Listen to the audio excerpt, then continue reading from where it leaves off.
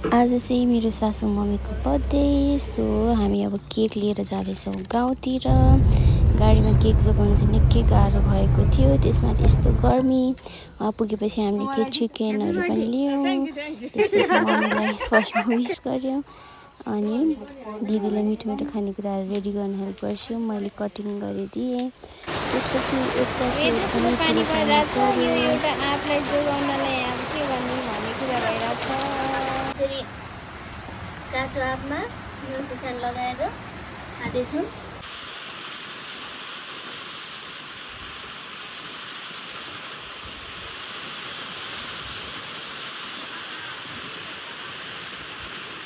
भिजेर पनि आफ्नो छोरीको बर्थडे अब आफूले बनाइदिनु पर्छ, बुहारीले बनाइदिन्छु भन्छ।